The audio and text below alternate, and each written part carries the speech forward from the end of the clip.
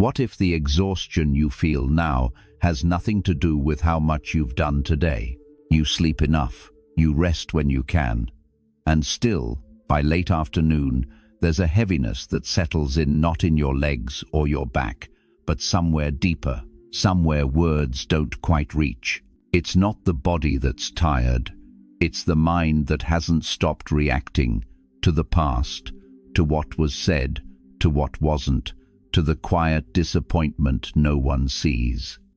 The body may have slowed, but the heart is still answering questions no one asked, still defending choices already made, still carrying conversations that ended years ago. Buddhism whispers something different here. It says, this stage of life is not about doing more. It's about releasing what no longer deserves your energy. Not because you've failed, not because you're giving up, but because you've carried enough. And the soul knows when it's time to put things down. As 2026 begins, you don't need a new version of yourself. You need a quieter relationship with what has been draining you. This isn't about becoming less. It's about becoming free. So stay with me for the next few minutes. Let the noise settle. What I want to share with you won't ask anything of you except perhaps one quiet breath before we continue. Because what comes next might be the permission you've been waiting for. 1.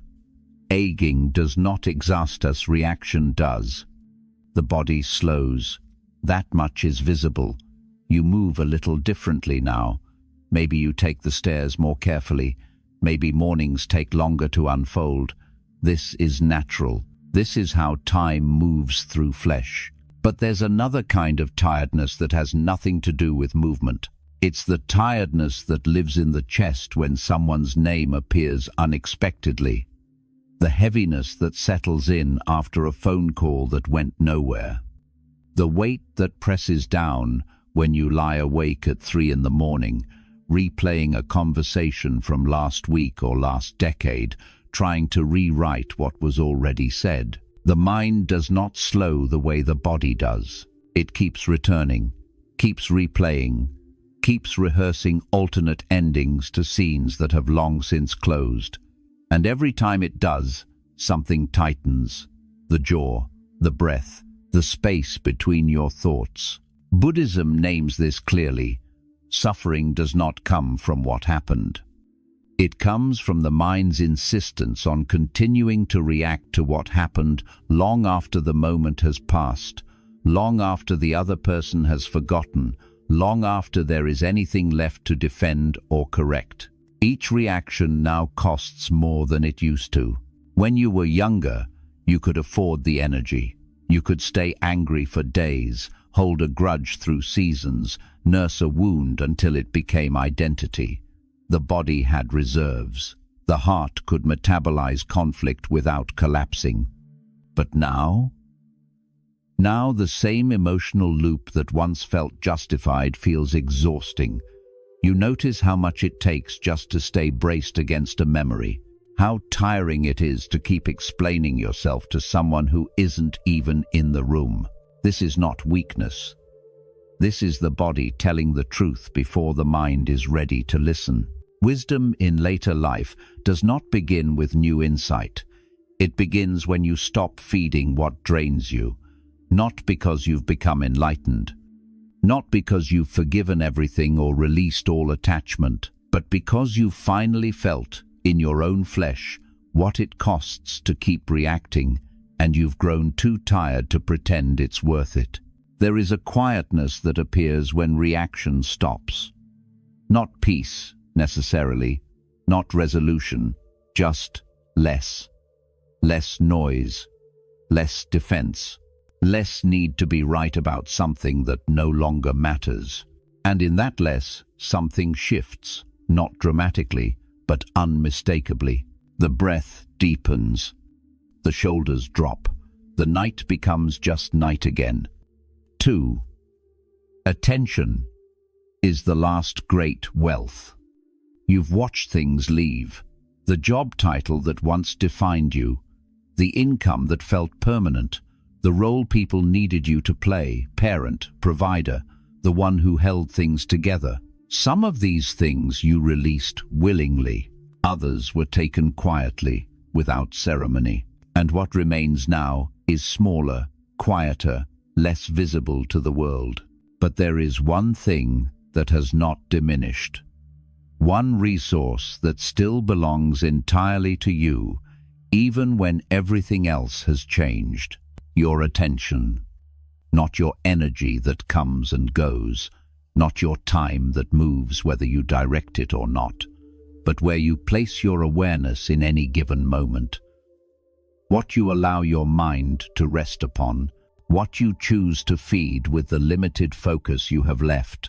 This is the last great wealth, and most of us are spending it without realizing. You can feel it happening. You're sitting in a room that's quiet, and your attention drifts to the argument from yesterday, to the phone call that didn't come, to the thing someone said 3 weeks ago that still sits unresolved in your chest. And suddenly, the room isn't quiet anymore. Your breath tightens, your body braces. You're no longer here, you're back there, reacting to something that already ended. Where attention goes, the mind follows. And where the mind goes, the body must live. Buddhism doesn't call this wrong. It calls it unexamined. Because most of the time, we don't choose where attention lands. We simply let it fall wherever the loudest pain calls it. And the loudest pain is rarely the most important. Right attention doesn't mean positive thinking. It doesn't mean looking away from difficulty or pretending suffering isn't real. It means something quieter, noticing where your awareness is being pulled and asking very gently whether that place nourishes peace or whether it only deepens disturbance. Not every thought deserves the same amount of you. Not every memory needs to be revisited just because it arrives. Not every regret requires your full presence. Not every fear about tomorrow needs to be examined tonight, in the dark, when you're already tired. When you notice your mind drifting back there, name it softly, returning, and feel one slow exhale. You have so little energy left to waste on what doesn't restore you. And this isn't selfishness. This is survival. This is the quiet intelligence that appears when you finally lived long enough to know the difference between what must be attended to and what is simply repeating because you haven't yet learned to let it pass. Attention is currency, and you're allowed to stop spending it on people and situations that will never give anything back. Not out of bitterness, not out of rejection. Let 2026 be the year you spend it with intention. But because you've begun to understand that peace is not something you find later, it's what appears when you stop feeding what disturbs you now. 3. Focusing on yourself is not selfish.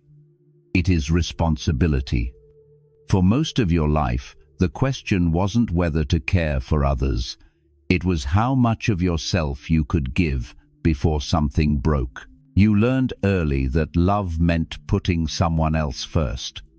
That being good meant making space even when you had none left. That maturity was measured by how quietly you could dissolve your own needs in service of someone else's comfort. And you did it. For decades. You showed up. You gave. You stayed when it would have been easier to leave. You became the person others leaned on, and you wore that role without complaint because it felt like proof you mattered. But somewhere along the way, something hardened. Not in your heart toward them. In your heart toward yourself. Because every time you said yes when your body wanted to say no, a small resentment took root. Every time you prioritized someone else's peace over your own rest, the debt grew heavier. And now, in later life, you find yourself exhausted not just by what you've done, but by what you've never allowed yourself to need. This is the cost of abandoning yourself for too long. Buddhism doesn't call this virtue, it calls it imbalance, because when care flows only outward and never inward, what remains is not love, it's depletion dressed as devotion. Turning inward now feels selfish. It feels like withdrawal, like you're betraying the people who still need you, or dishonoring the person you've always been. But here's what's true, you still have an inner life, and that life still requires attention, stillness, and care, whether anyone else acknowledges it or not. You don't stop being responsible for your own heart just because you've gotten older. You don't lose the right to rest just because others have come to expect your availability. And you don't owe constant sacrifice as payment for being loved. Focusing on yourself is not rejection. It's not coldness. It's not turning away from the people who matter. It's finally recognizing that you are also one of the people who matter. This shift doesn't require an announcement. It doesn't need permission. It begins quietly, in small refusals you would have swallowed before, in moments where you choose rest over performance, in the decision to stop answering every need as though your worth depends on it. And yes, people may notice. They may feel the absence of what you used to provide so freely. They may even call it selfish, because they've grown comfortable with your depletion. But their comfort is not your responsibility. Your responsibility is this: to live the rest of your life without abandoning the one person who has been with you from the beginning, yourself, not because you've earned it, not because you've suffered enough to deserve peace, but because you're still here, still breathing, still carrying an inner world that no one else will tend to if you don't. And that world is all you have left to live inside. 4. The silent contract that causes pain. There's a conversation you've been having for years that no one else knows about. It goes something like this: I gave so much. I showed up. I sacrificed. I put them first. So why don't they call more often? Why don't they remember? Why don't they see what I did? You never said this out loud. You never wrote it down as a demand. But somewhere deep inside, a contract was signed, and the terms were clear. If I give enough, I will be valued. If I love well enough, I will not be forgotten. If I do what's right, the world will return what I'm owed. And now, in later life, the silence on the other end of that contract is unbearable. Not because you're bitter, not because you regret what you gave, but because the return you expected quietly, without ever admitting it, hasn't come. And the weight of that unspoken expectation is crushing you in ways you can't name. Buddhism sees this clearly. It doesn't say, you're wrong to have loved. It doesn't say you shouldn't have given. But it names the place where love became transaction, where care became currency, where devotion turned into a ledger you keep checking, hoping the balance will finally tip in your favor. The suffering isn't in what they didn't give back. The suffering is in the belief that love works this way, that it moves in circles, that what you offer must return, that kindness is a loan waiting to be repaid. This is attachment, not to a person, not even to an outcome, but to the idea that the universe keeps score, that fairness exists, that giving guarantees receiving, and it doesn't. You can love someone completely and receive nothing in return. You can sacrifice everything and still be forgotten. You can show up for decades and still find yourself alone on a Tuesday afternoon, wondering why no one thought to check in. This is not injustice. This is just how it is. And the moment you stop demanding that it be different, the moment you release the silent contract you've been holding over everyone, including yourself, something shifts. Not because people suddenly change, Not because love finally arrives in the shape you needed, but because you stop measuring. You stop keeping track. You stop bracing against the disappointment of not being seen the way you hoped. There's an old teaching: the gift is complete the moment it leaves your hand.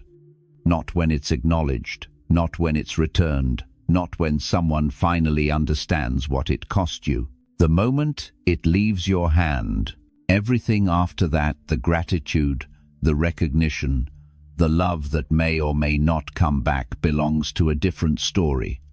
One you were never meant to control.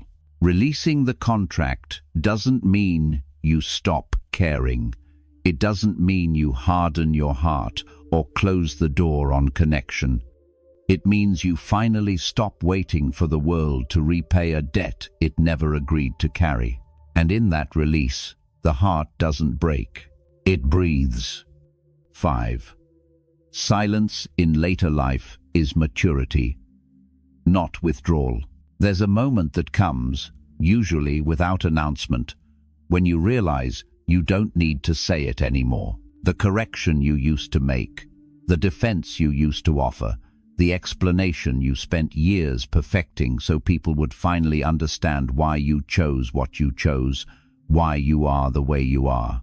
And one day, in the middle of a conversation that used to matter, you feel the words rise and then stop. Not because you're angry, not because you've given up, but because something inside has shifted and the need to be understood has quietly dissolved. This is not withdrawal, though it will be mistaken for that.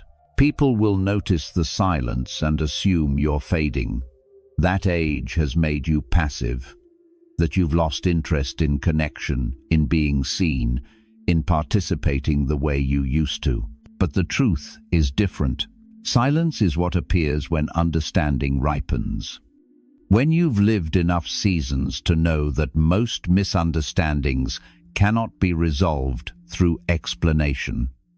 That some people will never see you clearly, no matter how many words you offer.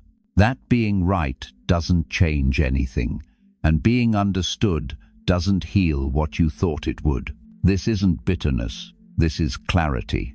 You've simply reached the end of needing the world to agree with your version of events.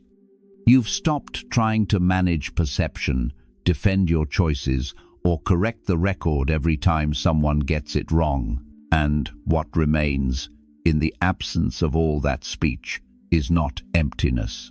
It's space. It's rest. It's the quiet that appears when you finally stop performing your own justification. Buddhism doesn't call this giving up. It calls this maturity. The kind that doesn't announce itself. The kind that looks like less but feels like more.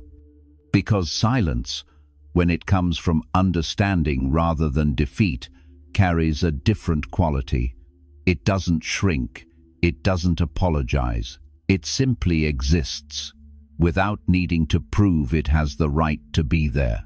You've lived many seasons now. You've seen relationships turn. You've watched certainty become doubt, and doubt become acceptance. You've learned that most of what you thought you needed to say was just noise, trying to protect a self that didn't need defending. And now, when someone misreads you, you let them. When someone assumes the wrong thing, you don't rush to correct it. Not because you don't care, but because you've finally understood that their version of you was never yours to control. This is not silence born from exhaustion. This is silence born from knowing. And knowing doesn't need an audience. It doesn't need agreement. It just is. Quiet, clear, unshaken, and entirely enough. 6. When explanation stops, energy returns. You've been explaining yourself for so long that you don't notice the weight of it anymore. Why you made that choice. Why you reacted that way. Why you're not what they expected. Why your life looks different from what it was supposed to be. The explanations rise automatically now. almost before you're conscious of them. Someone raises an eyebrow and you're already building the case. Someone questions your decision and you feel your chest tighten as you prepare the defense again. And every time you do this, something leaks.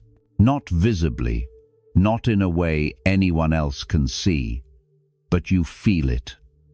In the tightness that stays in your throat after the conversation ends, in the exhaustion that settles in even when nothing difficult happened, in the way your mind keeps rehearsing what you should have said.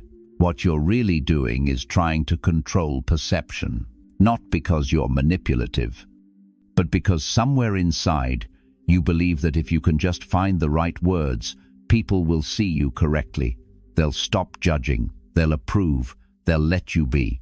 But perception doesn't work that way. You can explain yourself perfectly and still be misunderstood. You can lay out every reason and still be dismissed. You can offer your entire history as evidence and still be reduced to someone's assumption. Buddhism sees this clearly. Explanation is not clarity, it's negotiation. It's the belief that your peace depends on convincing someone else to accept your version of the truth. And that belief quietly exhausts you, because it means you're constantly braced, constantly ready, constantly scanning for the moment when you'll need to justify, defend, or correct the record. There's no rest in that. But something shifts when explanation stops. Not because you've decided to withhold, not because you've grown cold or indifferent, but because you've finally felt in your own body how much energy it costs to keep managing everyone's understanding of you. When you stop explaining, the shoulders drop first. Then the breath deepens.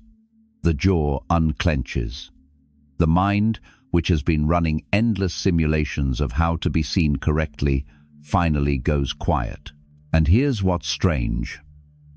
Life begins to respond differently, not because you've convinced anyone, not because you've finally been understood, but because you've stopped asking for permission to be what you already are. People sense this shift, even if they can't name it. They stop pushing for explanations because you're no longer offering the opening. Conflicts that used to spiral into long justifications simply end. Misunderstandings remain misunderstandings, but they no longer pull you into their orbit. You are no longer negotiating your right to exist as you are. And the energy that was leaking slowly, constantly, invisibly begins to return, not as power, not as confidence, just as space, as breath. As the quiet relief of no longer needing the world to agree with you before you can rest. 7. Comparison is a quiet form of self-harm. You see someone your age and the measurement begins before you're even aware of it. They look better. They move easier. They're still traveling, still working, still doing the things you've had to let go of. And in that instant, so quick you almost miss it, your life shrinks, becomes less, becomes evidence of something you're doing wrong.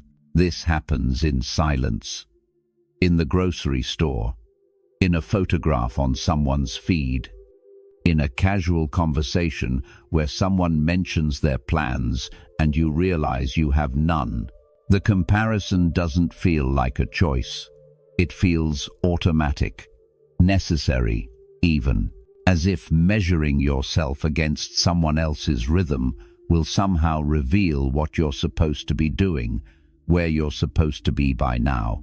But here's what actually happens in the body when you compare. The chest tightens, the breath shortens, a heaviness settles in that wasn't there a moment ago. You were fine, and then you saw them, and suddenly you're behind.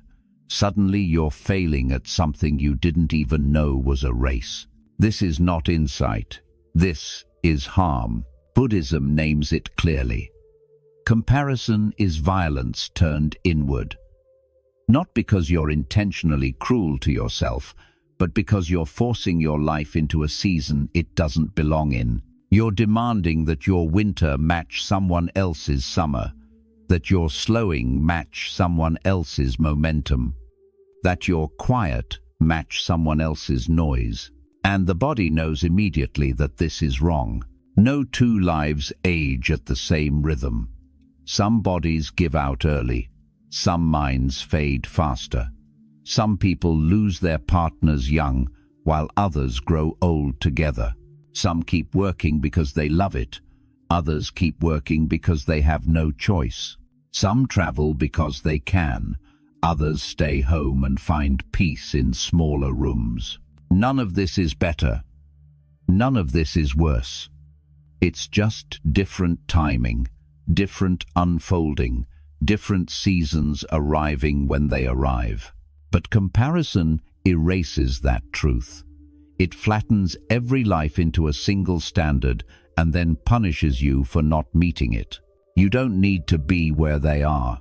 You don't need to move at their pace. You don't need to still be doing what you used to do, or what someone else your age is doing, or what you imagined you'd be doing by now. You only need to be honest about what your life is asking of you in this season. And right now, maybe it's asking you to slow down, to stop less, to release what no longer fits, to sit quietly instead of filling every hour, to let go of the belief that your worth is measured by how much you still resemble the person you were 10 years ago. Peace doesn't return because you finally catch up. It returns when you stop running. When you let your life unfold at its own rhythm without forcing it to match anyone else's. And the moment you do, the chest opens, the breath deepens, the race you were never meant to be in finally ends. 8. Time is no longer to be filled, it is to be inhabited. There's a strangeness to having time now that you didn't have before. Not the busy kind, not the scheduled kind, just time. Long afternoons that don't demand anything. Mornings that unfold slowly. Days where nothing needs to be built, fixed, or finished. And instead of relief, there's often guilt, because for most of your life, time was something to be used. It was a resource you spent wisely or wasted foolishly. It was measured in accomplishments, in forward motion, in visible proof that you were doing something with your life. Empty time meant failure. It meant laziness. It meant you weren't trying hard enough, so you filled it with work, errands, obligations, plans. Even rest had to be justified, earned through exhaustion, scheduled between tasks, brief enough that it didn't feel indulgent. And now? Now the days are slower. The calendar is emptier. And the old panic rises. What am I doing? Why does it feel like nothing is happening? But here's what's actually happening, something your body knows, even if your mind doesn't trust it yet. Time has stopped being something you move through. It's becoming something you live inside. Earlier in life, time was linear, a path you traveled, a resource you spent. You were always going somewhere, building towards something, measuring progress by how much you'd done. But later in life, time changes shape. It stops pulling you forward. It stops demanding productivity. And what remains is not emptiness, it's space. Space where awareness can finally settle. Where the mind doesn't have to race from one task to the next. Where the body can exist without being useful. This is not loss. This is permission. The slower days you're living now are not wasted. They are the first days in your entire life where you're not being asked to perform, produce, or prove anything. And yes, it feels strange. Because you've been trained to believe that value comes from doing. That meaning requires momentum. That if you're not building something, you're falling behind. But Buddhism teaches something different. It teaches that awareness itself is enough, that presence itself is complete, that the fullness of life doesn't come from filling time, it comes from inhabiting it. You don't need to do anything with this afternoon. You don't need to make it count. Just notice one ordinary thing: light on the wall, a cup in your hand, the sound of breath, and let it be enough for 10 seconds. You can simply be here, in this room, in this light, in this breath, not waiting for the next thing, not preparing for what comes later, just here. And when you stop trying to fill the time, when you finally let yourself rest inside it, something shifts. The guilt fades. The restlessness softens. The day becomes enough, not because you did something with it, but because you were finally present for it. 9. Quiet. Self-work is the deepest practice. You've noticed small things changing, but they feel too quiet to matter. You sleep a little differently now. Not perfectly, not every night.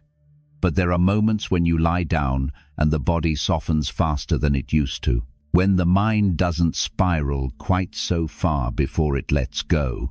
You react less to things that used to pull you under. Someone says something cutting and you feel the old heat rise, but it doesn't take over the way it once did. It passes, quicker than before, quieter.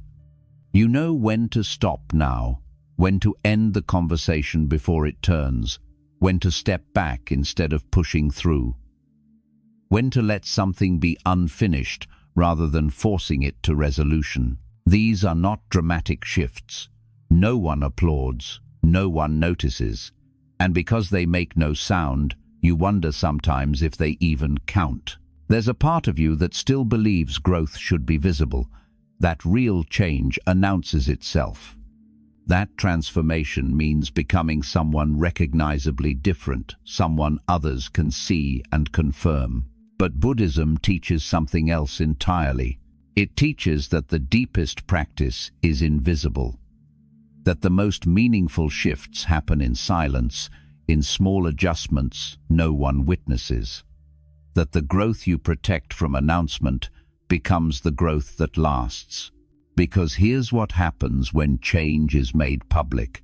It becomes performance.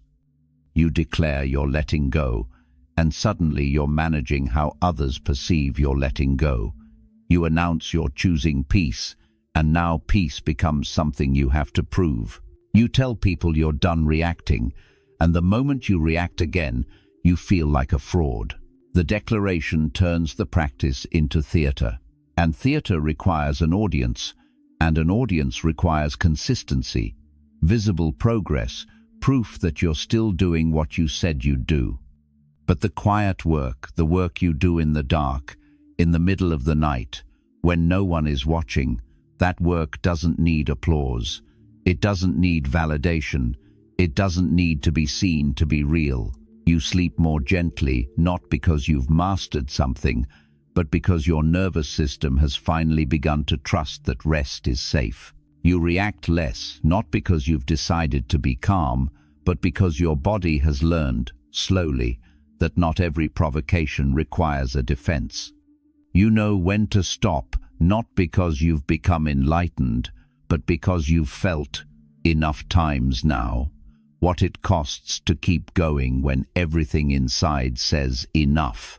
These changes are fragile at first, easily disrupted, easily lost if exposed too soon.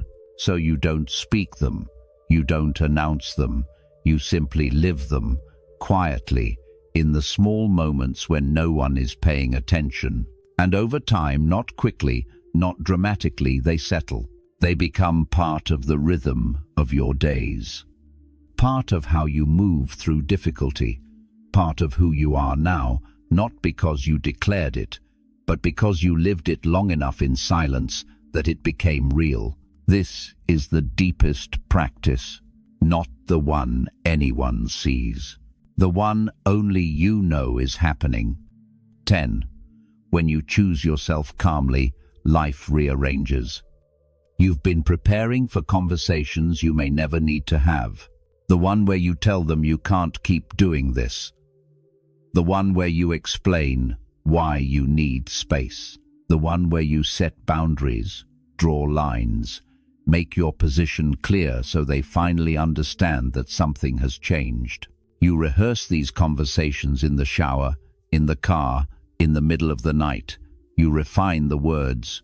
You anticipate the pushback.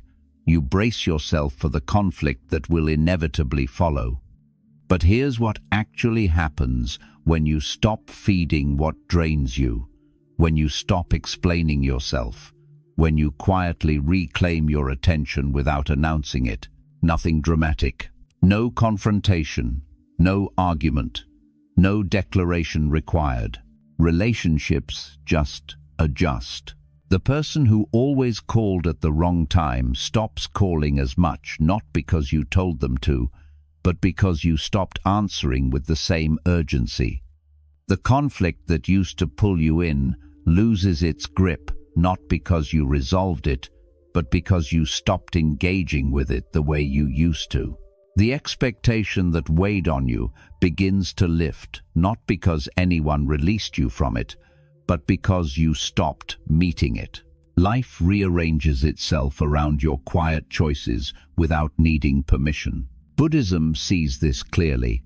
When internal alignment shifts, external patterns follow, not through force, not through control, but through something simpler.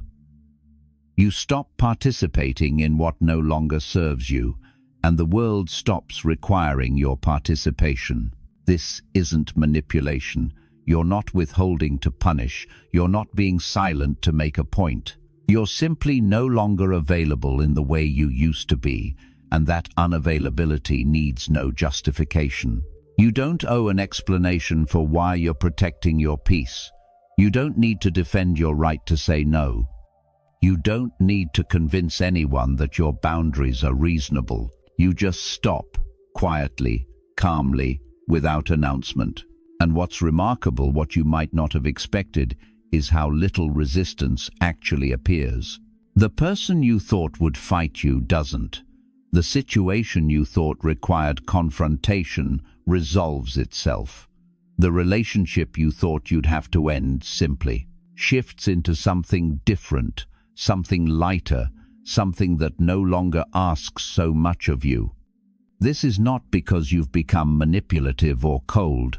It's because you've finally stopped bracing, stopped defending, stopped negotiating for the right to take care of yourself. And when you stop bracing, when you stop explaining, when you simply exist as someone who no longer gives what they don't have to give, life meets you there. Not with agreement, not with understanding, but with adjustment. The world responds to what you actually do, not what you say you'll do. And when what you do changes quietly, consistently, without drama, everything around you begins to rearrange, not because you controlled it, but because you finally aligned with what was true. You're still here, and that means something. Not because you found an answer, not because something was fixed, but because for the last few minutes you allowed yourself to sit with something true, something you've known quietly for a long time but haven't had the words for. Later, life is not a shrinking. It never was. It's a refining, a shedding, a slow return to what remains when all the noise falls away. Less reaction, less explanation, less comparison, and in that more peace than you've known in years. Not because you've achieved something, but because you've finally stopped abandoning yourself to prove you still matter. In Buddhism, this isn't called withdrawal. It's called living from the center. And the center doesn't need an audience. It doesn't need agreement. It just needs you to stop leaving it behind every time someone questions your right to rest. If something settled in you while you were listening, a word, a feeling, a quiet recognition, you can leave it in the comments below. Just one word, just one line, something simple that lets you know you were here. And if this felt like a conversation you needed to have, save it. Come back when the world gets loud again and you forget that silence is not emptiness. If you carry one thing into 2026, let it be this. You are allowed to protect your peace without explaining it. You don't need to do anything else right now. Just breathe once before you go. And remember, you are not fading. You are finally becoming clear.